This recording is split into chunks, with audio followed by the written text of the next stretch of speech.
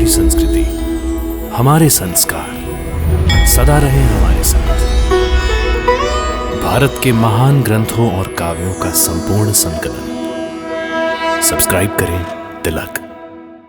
कई तरीके की एलईडी लाइट्स आपके घर और ऑफिस के लिए। GR LED lights, make India bright.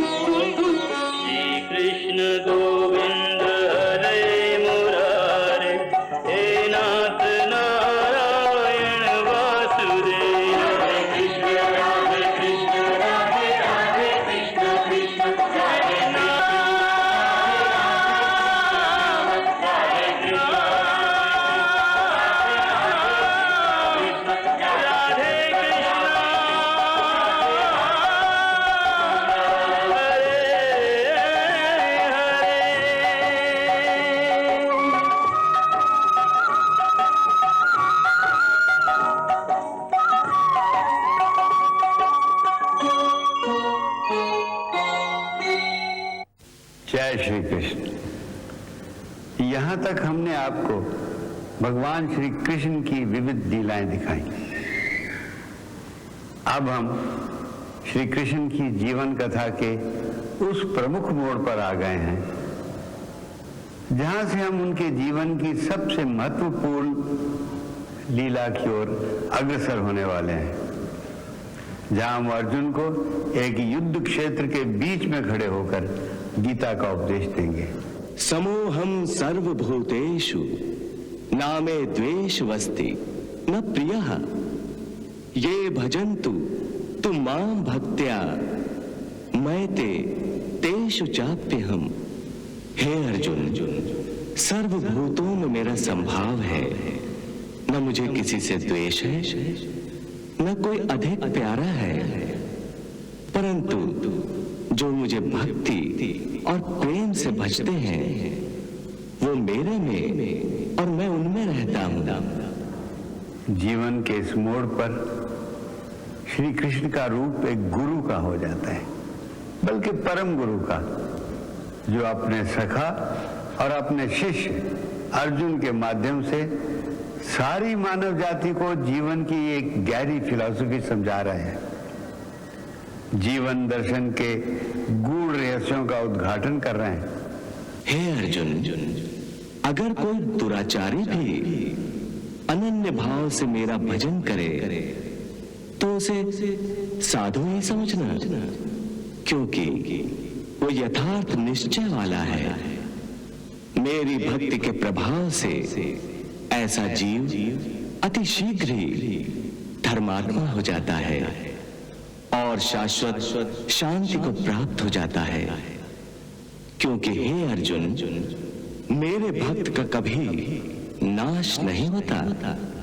इसी कारण संस्कृत के एक श्लोक में कहा गया है, कृष्णम वंदे जगत गुरुम।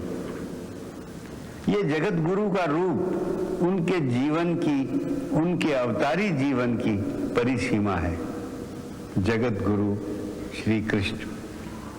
परंतु वह केवल जगत गुरु ही नहीं, और भी बहुत कुछ है। उनके कई रूप हैं, एक से एक सुंदर, एक से एक आकर्षक। एक प्रेमी का रूप देखिए।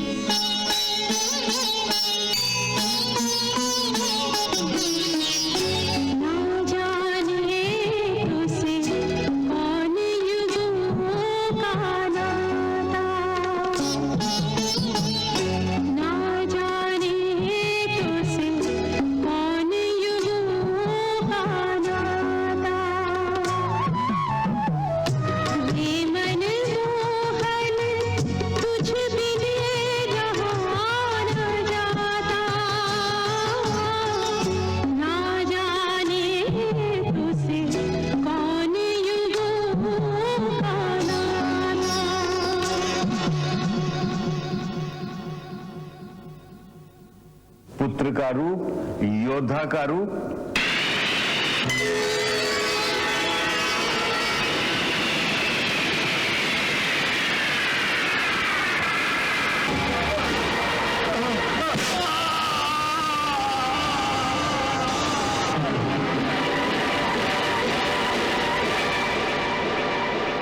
कई प्रकार के रूप हैं।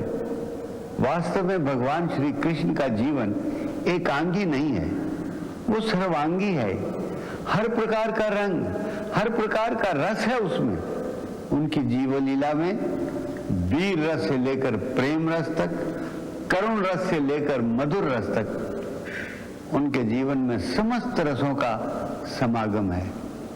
यूं कह सकते हैं कि उस परम रसिया के जीवन में रस ही रस है। शास्त्र कहता है रसो वैसा। शेष महेश गणेश दिनेश सुरेश हु जाहि निरंतर ध्यावे, चाहे अनादि अनंत अखंड अभेद अछेद्य सुवेद बतावे। नारद से सुख व्यास रटे पचिहारे तो पुनि पार न पावे। ताहे अहीर की छोहरियां छछिया भर छाछ पे नाच नचावे। ताहे अहीर की छोहरियां छछिया भर छाछ पे नाच नचावे। उनका बहुरंगी जीवन एक संपूर्ण जीवन था, जिसमें जीवन के सारे ही रस मौजूद थे। वो पूर्ण अवतार थे। यूं भी कह सकते हैं कि वो पूर्ण पुरुष थे। उन्होंने संसार के सुख और भोगों से भागना नहीं सिखाया, सन्यासी बनकर जंगलों में भटकना नहीं सिखाया, बल्कि ये कहा कि संसार के सारे सुख, सारे भोग मनुष्य के लिए ही बनाए गए हैं, क्योंकि जीवन का उद्देश्य आनंद पाना है, सुख भोगना है। केवल उन्होंने ये सिखाया कि सारे सुखों को भोगो, परंतु एक आसक्त भोगी की तरह नहीं, बल्कि एक निरासक्त योगी की तरह उनका उपभोग करो। उनका अपना जीवन वैभवशाली है, शान शौकत से रहे, बड़ी शाही शान थी उनकी, फिर भी उन्हें योगीश्वर कृष्ण कहा जाता है। इसलिए ये आवश्यक है कि इस कथा की आखिरी मंजिल की सीढ़ी पर पांव रखने से पहले उनके अब तक के जीवन पर एक पूरी नजर फिर से डाली जाए। उनके सारे जीवन का एक बर्ड्स आई व्यू जायजा लिया जाए। उनके संपूर्ण विहंगम दृश्य का सिंहावलोकन किया जाए, क्योंकि उन सारे दृश्यों को एक साथ देखकर ही हमें पता चलेगा कि अपने लंबे अवतारी जीवन में समय समय पर उन्होंने कौन से रूप धारण किए और कैसे कैसे भाव दर्शाए। उदाहरण के तौर पर जब मित्रता का भाव दर्शाने आए तो सुदामा के साथ मित्रता की ऐसी मिसाल कायम की जो युगों युगों तक मानव जाति को मित्रता का आदर्श सिखाती रहेगी। देखी सुदामा की दीन दशा करुणा करके करुणा निधि रोए। देख सुदामा की दीन दशा करुणा करके करुणा निधि रोए। पानी परात को हाथ छुयो नहीं, नैनन के जल सो पग धोए। पानी परात को हाथ छुयो नहीं, नैनन के जल सो पग धोए। जिनका हृदय एक गरीब मित्र के लिए इतना कोमल था, इतना आर्द्र था कि वो उसके दुख को देख के स्वयं रोने लग जाते थे, वही कृष्ण अधर्मियों के लिए, आतताइयों के लिए एक फौलाद की तरह, एक चट्टान की तरह सख्त थे।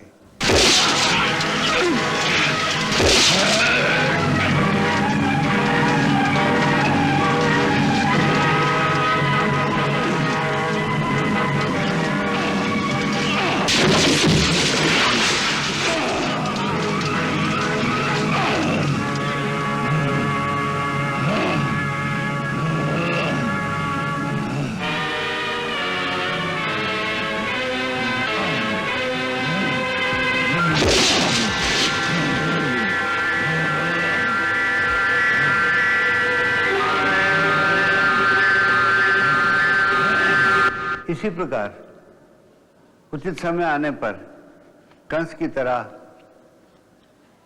उन्होंने शिशुपाल का वध भी किया। इससे पहले कि तुम लोग मुझे हाथ लगाओ, मैं इस कृष्ण को ही जीवित नहीं छोड़ूंगा। तुमने मुझे विवश कर दिया शिशुपाल।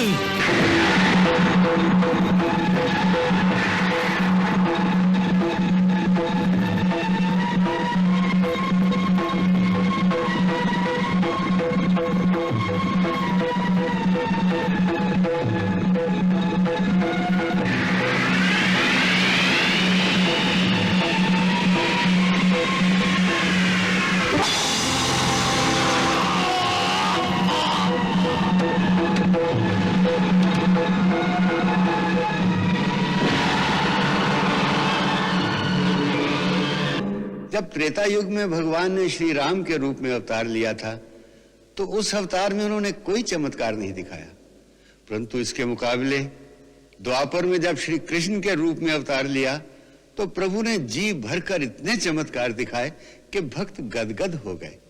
यहां तक कि जन्म से पहले ही चमत्कारों का शुभारंभ कर दिया। सर्वप्रथम गर्भ में आने से पहले ही माता को अपने चतुर्भुज रूप के दर्शन देकर कहा, हे माता, आपके पुत्र रूप में मेरे प्रकट होने का अब समय आ गया है। 3 जन्म पहले जब मैंने आपके पुत्र रूप में प्रकट होने का वरदान दिया था,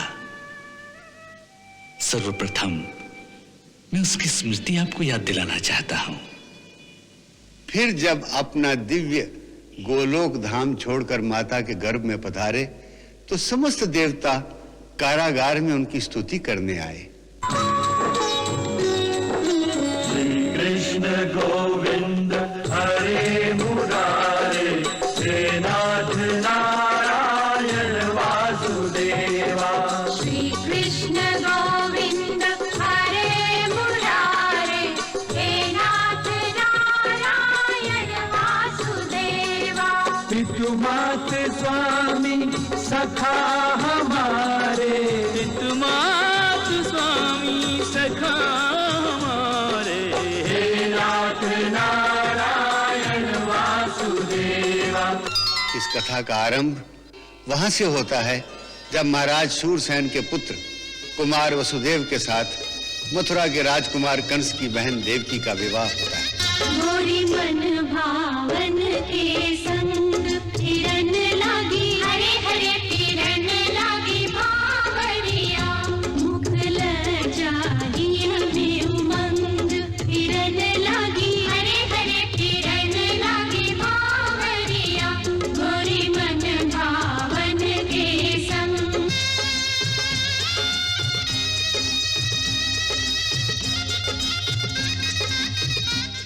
कंस कंस जब देवकी को ससुराल पहुंचाने जाता है तो रास्ते में आकाशवाणी होती है।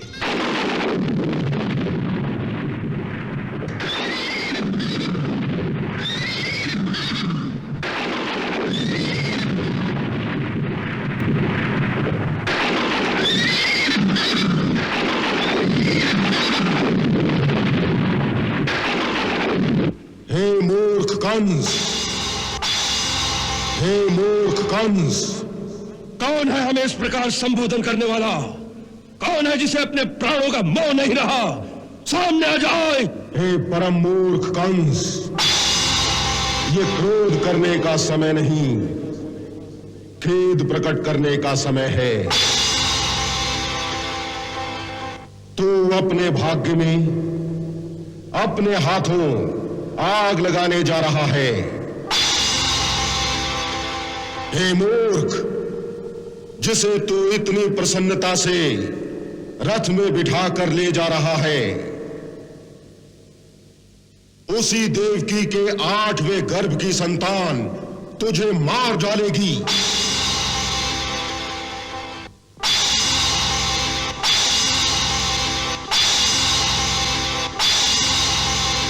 ये आकाशवाणी सुनते ही कंस क्रोधित होकर देवकी का वध करना चाहता है, परंतु वसुदेव ने देवकी के प्राण बचाने के लिए ये वचन दिया। ठीक है, देवकी से कोई आपको भय नहीं, भय है तो केवल इसकी संतान से। जैसा कि आकाशवाणी ने कहा, तो मैं आपको वचन देता हूं, देवकी को छोड़ दीजिए। मैं महाराज शूरसेन का पुत्र वसुदेव प्रतिज्ञा करता हूं कि देवकी की प्रत्येक संतान को जन्म लेते ही मैं स्वयं अपने हाथों से लाकर आपको सौंप दूंगा। फिर आप चाहें तो इसका नाश कर सकते हैं, मुझे कोई आपत्ति नहीं होगी। जब देवकी का पहला बच्चा पैदा हुआ तो वसुदेव के वादे के अनुसार कंस उसे मारने आ गया। इस सपोलियों को मेरे हवाले कर दो। नहीं, मैं नहीं दूंगी। कैसे नहीं दोगी? छोड़ दो। मैं कहता हूँ छोड़ो। छोड़ दो। नहीं, मैं कहता हूँ छोड़ो। छोड़ दो।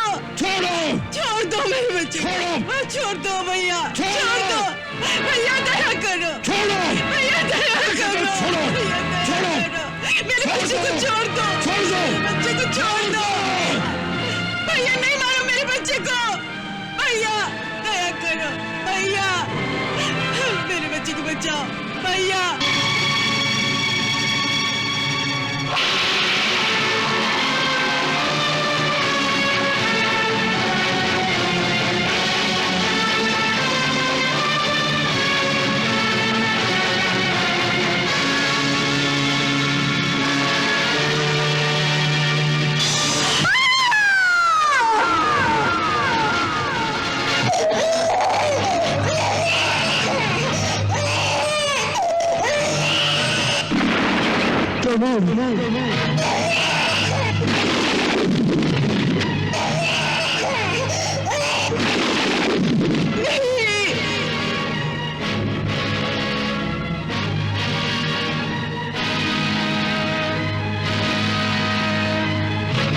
जब कंस के पिता महाराज उग्रसेन ने इस बात पर क्रोध किया तो कंस ने बूढ़े पिता को बंदी बनाकर काल कोठरी में फेंक दिया।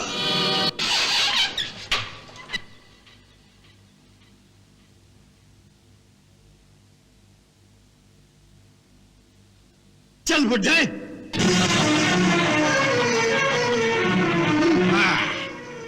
अब बाकी का जीवन इसी काल कोठरी में बीतेगा। यही तुम्हारा राजमहल है। इन दीवारों के पत्थर अब तुम्हारे सेवक हैं। चाहे सर फोड़ना, चाहे किसी को दंड की आज्ञा देते रहना।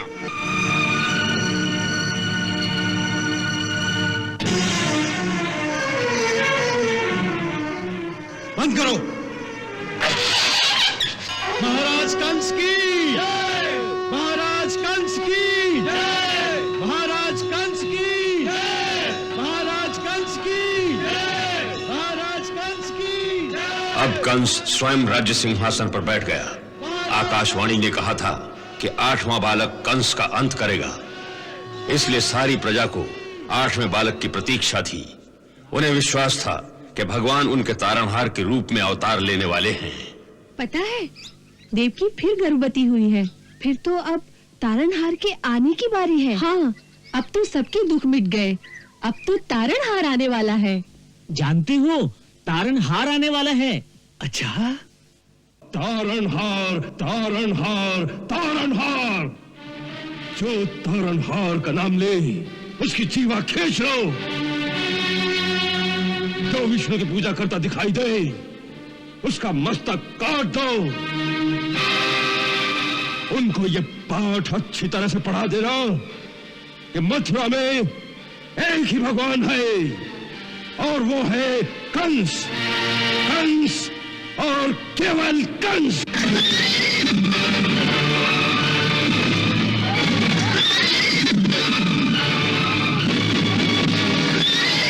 बुलाओ अपने तारणहार को, बुलाओ।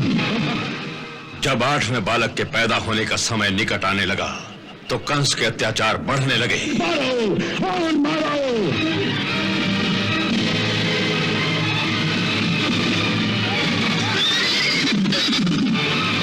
जला डालो, सब जला डालो। बुलाओ अपने तारणहार को, बुलाओ।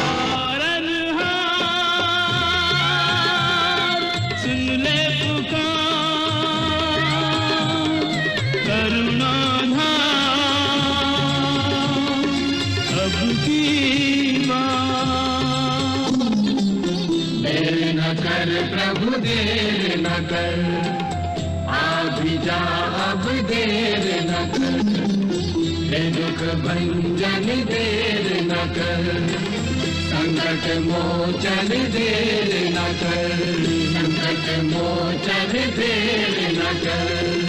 की दलितों के सहारे आजा, हे शरणागत के रखवारे आजा, एक स्वर में हर प्राण पुकारे आजा, आजा तारणहार हमारे आजा, आजा प्रभु आजा, आजा प्रभु आजा।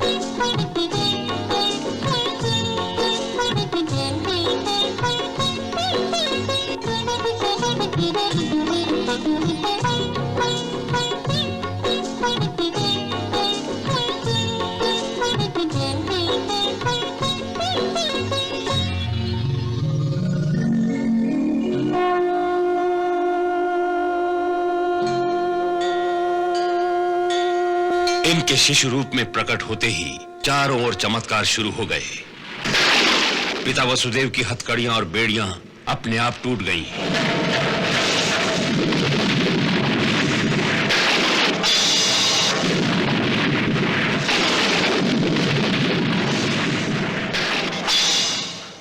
पहरा देने वाले सैनिक गहरी निद्रा में डूब गए।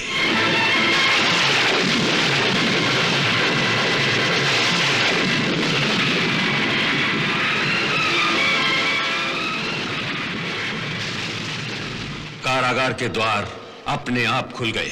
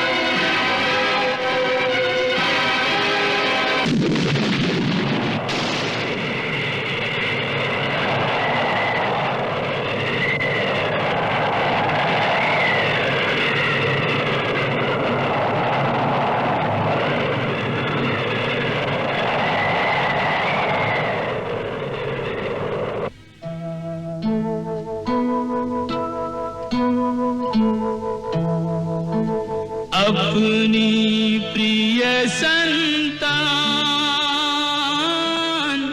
रख जसुमती की सेज पे, मायावश अनजान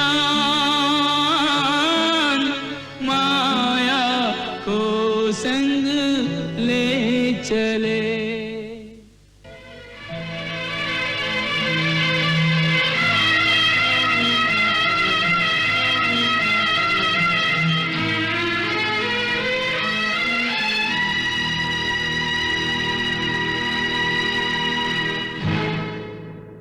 बालक कृष्ण को सोती हुई यशोदा के बिस्तर पर छोड़कर वसुदेव जिस कन्या को वहां से उठा लाए, उसे जब कंस मारने लगा तो उस कन्या ने आकाश में श्री दुर्गा का रूप धारण कर लिया।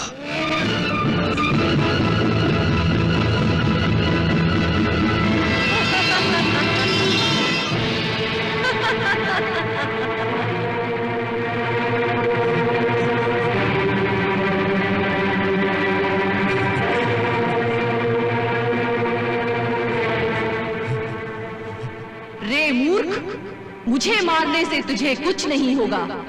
तुझे मारने वाला तो कोई और है, और वो इस धरती पर जन्म भी ले चुका है। वही तेरा संहार करेगा। हमारे विचार में भगवान श्री कृष्ण का अवतार काल 4 भागों में बांटा जा सकता है। पहला भाग है बचपन का, जो गोकुल में बीता। उस काल में प्रभु ने जो लीलाएं की हैं वो मुख्यतः भक्तों को रिझाने के लिए ही की गई हैं। उस भाग में बचपन की भोली भाली अदाएं हैं, वो लीलाएं जो आबाल वृद्ध प्रत्येक प्राणी का मन मोह लेती हैं। वो मधुर मधुर झांकियां जिन्होंने युगों युगों से भक्तों और कवियों को पागल बना रखा है।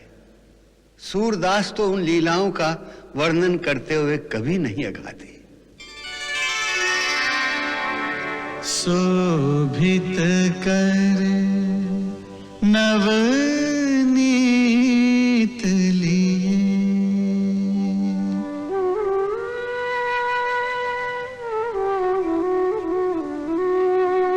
शोभित कर नवनीत लिए। तत्पश्चात जब तक गोकुल में रहे, कंस उन बालक रूपी श्री कृष्ण की हत्या के लिए एक से एक शक्तिशाली असुरों को भेजता रहा, परंतु उस दिव्य बालक ने उन सब का संहार कर दिया। सबसे पहले पूतना आई।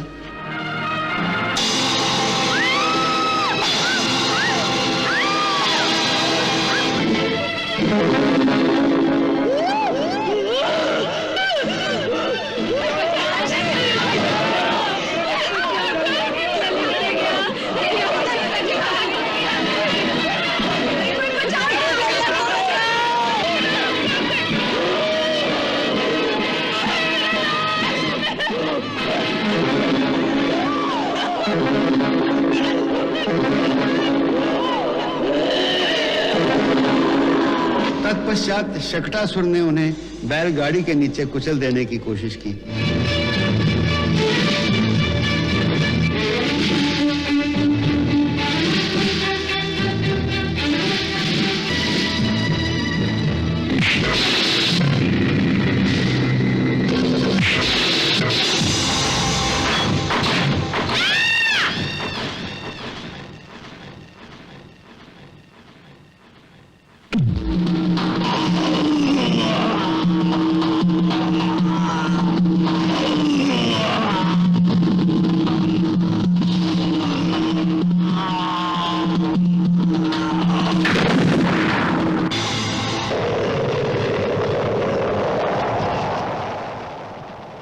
फिर कंस ने तृणावर्त को भेजा, जो उन्हें उड़ाकर आकाश में ले गया।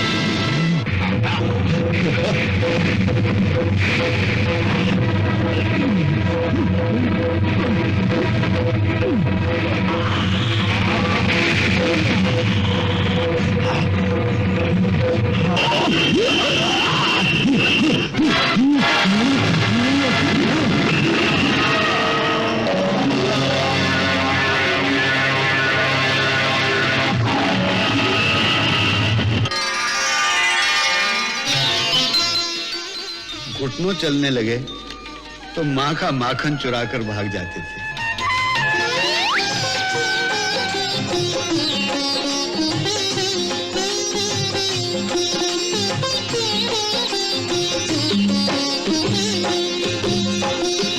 हाथ में माखन धूल भरा तन, घुटरन चलत घुटरन चलत मेरो मन मोहन, हाथ में माखन धूल भरा तन।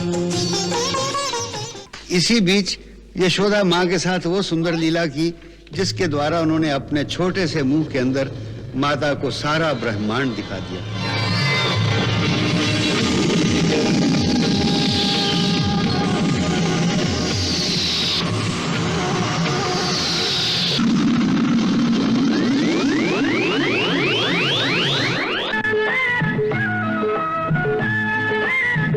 फिर गोपियों की मटकियां फोड़ने और माखन चुराने लगे।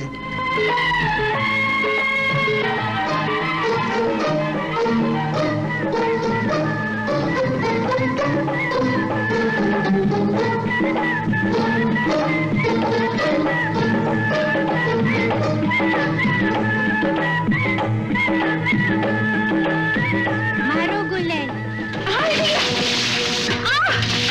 इसी प्रकार यमुना नदी में विष फैलाने वाले कालिया नाग के साथ युद्ध करके उसका दमन किया। देखो कालिया के फन पर नाचत कन्हैया, ओ कालिया के फन पर नाचत कन्हैया। नाचत कन्हैया जगत को नचैया, जगत को नचैया सारी सृष्टि को रचैया। देखो कालिया के फन पर नाचत कन्हैया। देवराज इंद्र ने जब क्रोध करके सारे गोकुल को वर्षा के जल में डुबो देने का प्रयास किया तो श्री कृष्ण ने गोवर्धन पर्वत को अपनी एक उंगली पर उठाकर गोकुल वासियों की रक्षा की।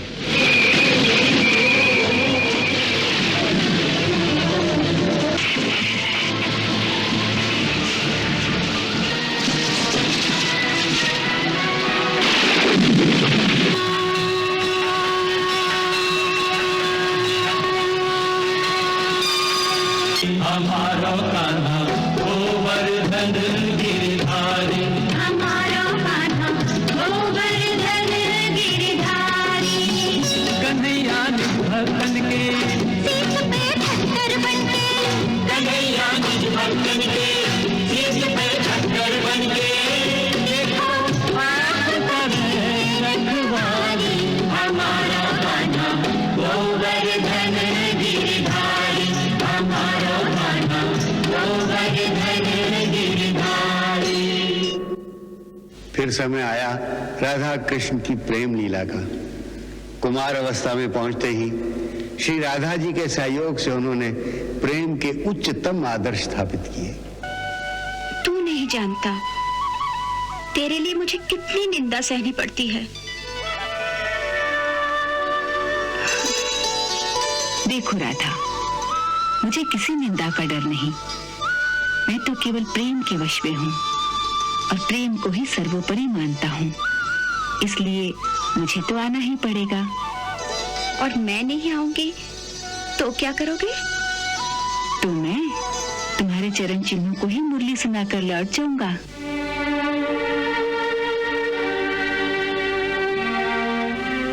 मेरे चरण चिन्हों को? हाँ, तुम प्रातः घाट पर सखियों के साथ जल भरने जाती हो ना? हाँ।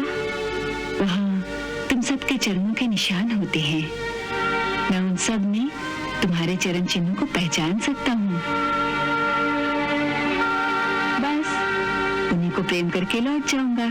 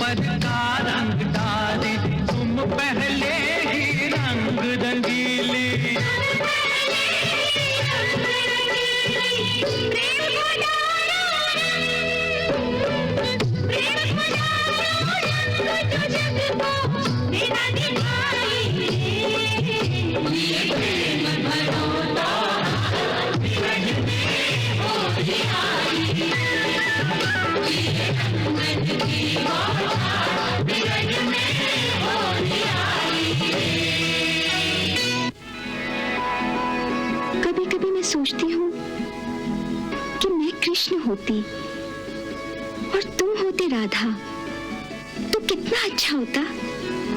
फिर क्या होता? फिर मैं तुम्हारी तरह मुस्कुराती और तुम मेरी तरह तड़पते। तो तुम्हें अच्छा लगता? हाँ, बड़ा मजा आता। अच्छी बात है, तो मैं राधा बन जाता हूँ और तुम कृष्ण बन जाओ। अच्छा लो, अब तुम राधा बनो। आजा रे कन्हैया तो है राधा बना दूं, ओ मुरली वाले जग से निराले, तन मन के काले अमृत के प्याले, मेरे मन को बांधने वाले, तो ही घगरा बांधना सिखा दूं, तो राधा बना दूं। अनारी चिच्चूर रसिया कस के चोले के बंद कस दूं, तू तड़पे और मैं मुस्का दूं, रे मैं मुस्का दूं। आजा रे कन्हैया तो है राधा बना दूं। प्रेम लीला की चरम सीमा महारास में जाकर समा जाती है। महारास वास्तव में आत्माओं का परमात्मा के साथ मिलन का एक महान उत्सव है।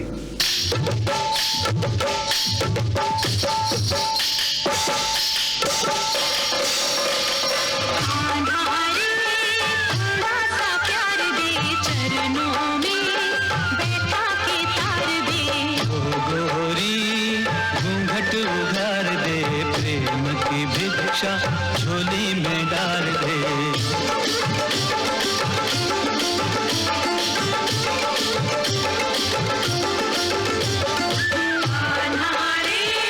थोड़ा सा प्यार दे, चरणों में बैठा के तार दे। तीन गली में आके गुजरिया, भूल गई रे घर की डगरिया। जब तक साधन तन मन जीवन, सब कुछ अलबन प्यार सवरिया। माया का तुमने रंग ऐसा डाला, बंधन में बंध गया बांधने वाला। कौन रमापति कैसा ईश्वर, मैं तो हूँ गोकुल का ग्वाला। वाला रे थोड़ा सा प्यार दे, मालिन का जीवन संवार दे। आत्मा परमात्मा के मिलन का मधुमास है, तो त्रिभुवन का स्वामी भक्तों का दास है। विष्णु कमल है, राधे सुवास है, ओ इसके अवलोकन की युग युग को प्यास है। जिस प्रकार हर आत्मा को उसकी अपनी कल्पना का अपना परमात्मा मिल जाता है, उसी प्रकार महारास में प्रत्येक गोपी को उसका अपना अपना कृष्ण मिल जाता है। ये मिलन महोत्सव ही प्रेम की पराकाष्ठा है। जैसे भक्ति की चरम सीमा पर पहुंचकर प्रेम की प्राप्ति होती है, वैसे ही प्रेम की चरम सीमा पर पहुंचकर इस मिलन महोत्सव का परमानंद प्राप्त होता है। उस परमानंद को प्राप्त करने के बाद फिर पाने को और कुछ शेष नहीं रहता, और जहां से पाने को कुछ शेष नहीं बचता वहीं से खोना शुरू हो जाता है। जहां मिलन समाप्त होता है वहीं से जुदाई और विरह शुरू हो जाते हैं। यही काल चक्र का नियम है। सुख और दुख, मिलन और विरह, हंसी और आंसू सदा एक दूसरे के पीछे भागते चले आते हैं। सुख के बाद दुख, दुख के बाद सुख, फिर दुख, फिर सुख। ऐसा लगता है कि काल का एक चरण सुख है तो दूसरा चरण दुख है। पहले सुख का चरण आगे बढ़ता है तो फिर दुख का चरण आगे बढ़ता है। यही समय की चाल है और समय के चरण कभी रुकते नहीं, और यही इस मृत्यु लोक का अटल सत्य है।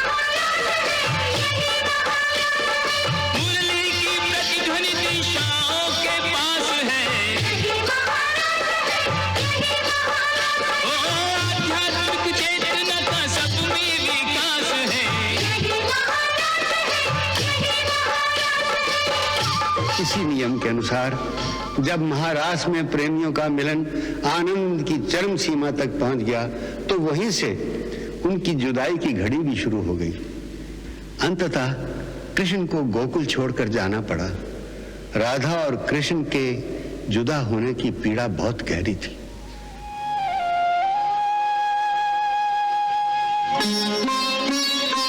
लो, मैं आ गई। कहो, क्या कहना है? कहना तो कुछ भी नहीं, बस आपसे जाने की आज्ञा लेने आया हूँ। आज्ञा लेने आए हो या मेरे प्राण लेने आए हो? राधे, प्राण तो हम दोनों के एक ही हैं, केवल शरीर दो हैं। ये बिछड़ना तो केवल दो शरीरों का है।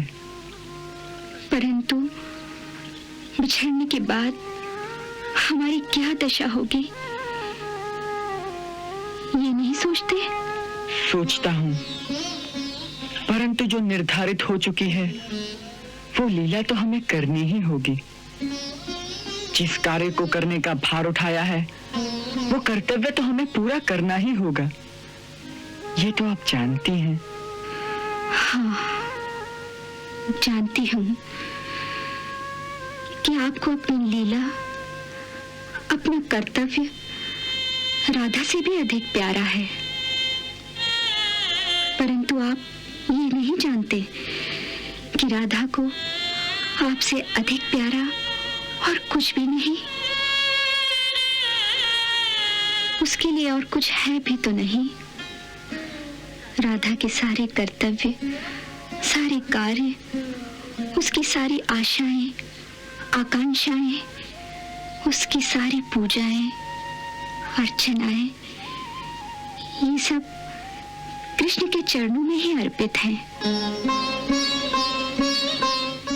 इन श्री चरणों को आप हमसे दूर ले जाएंगे तो जैसे यज्ञ के पश्चात यज्ञ कुंड में केवल जली हुई लकड़ियों की राख रह जाती है, उसी प्रकार आपके जाने के पश्चात वृंदावन में केवल राधा की भस्म ही रह जाएगी। जाने से पहले मुझे 2 वचन देके जाओ। कहो। पहला ये कि केवल स्वप्न में ही नहीं, बल्कि जब तक मैं इस धरती पर रहूं, मेरे हृदय में प्रतिक्षण आप ही का वास रहे।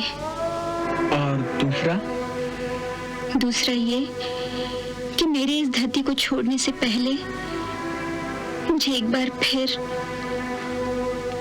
आपकी चरण धूलि प्राप्त हो।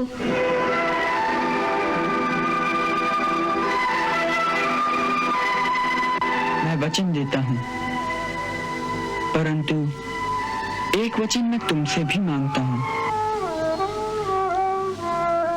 आज्ञा। तुम अश्रु नहीं बहाओगी।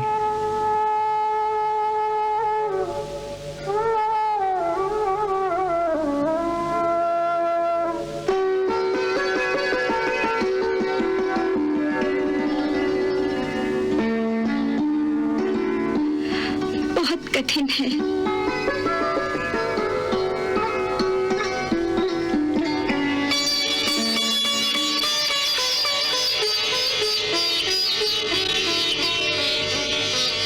राधे, तुम्हारा एक भी अश्रु मेरे कर्म पथ पर मेरे सामने खड़ा होकर मेरा रास्ता रोक सकता है।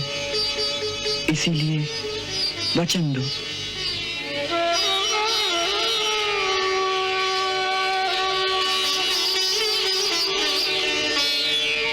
अब ये अश्रु नहीं बहेंगे। मैं वचन देती हूँ।